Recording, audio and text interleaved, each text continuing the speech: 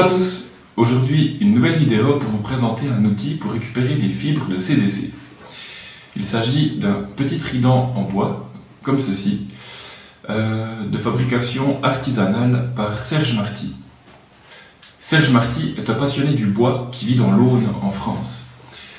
Il a d'abord exercé comme bûcheron professionnel pour ensuite se reconvertir en tourneur sur bois. Aujourd'hui, il présente différents outils tournant autour de la pêche à la mouche. Et tous ces outils sont fabriqués donc à la main par ses soins avec des matériaux locaux et régionaux autour de là où il vit. C'est lors de ma dernière vidéo sur les différentes astuces pour récupérer des fibres de CDC que j'ai échangé avec Serge et qui me dit « Ouais, mais tu n'as pas présenté mon outil !» Et du coup, on échange pas mal de temps là-dessus. Il m'envoie un de ces petits outils ici que je trouve vraiment chouette. Déjà, ce qui m'a séduit sur ce petit outil, c'est la conception artisanale. On n'est pas sur un truc fabriqué à grande échelle, sur d'autres continents, etc. On est sur un outil fabriqué à la main, avec du bois de sa région, des matériaux qu'il trouve autour de chez lui. Et étant sensible aux beaux objets, j'ai tout de suite apprécié cet outil. Un autre petit point qui m'a beaucoup plu, c'est la conception en bois de cet outil. Je dois avouer que je suis aussi assez sensible au bois. D'ailleurs, mon alliance qu'on a fait lorsqu'on s'est marié avec ma femme est également fabriquée en bois, pour la petite anecdote. Et voilà, du coup, je ne peux que apprécier ce genre d'outil. Avant de vous montrer l'utilisation de cet outil, je vous invite à consulter le site internet de Serge Marty, que je vous mets en description de cette vidéo.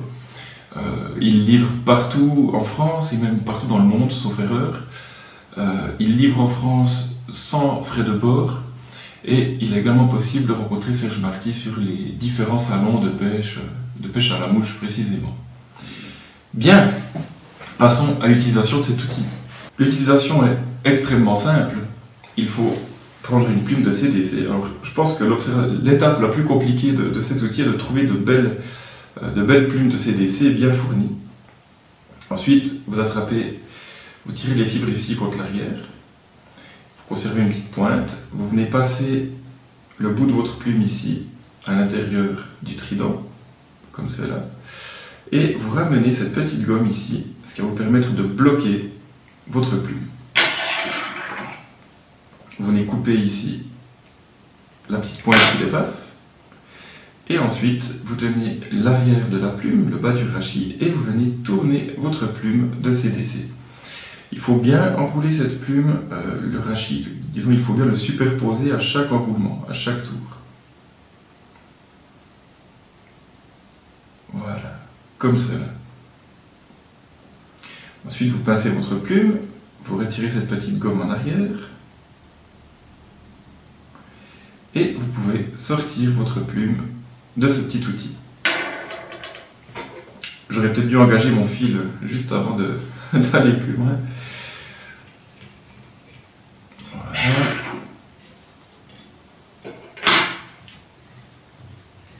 Comme ça.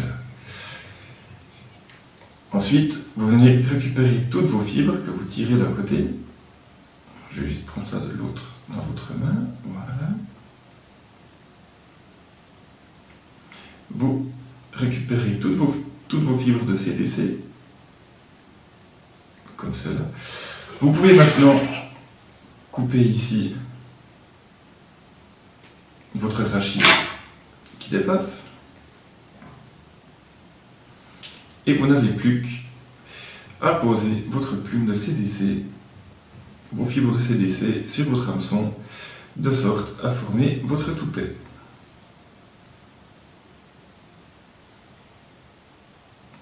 Voilà. Comme cela. Vous coupez votre excédent de CDC.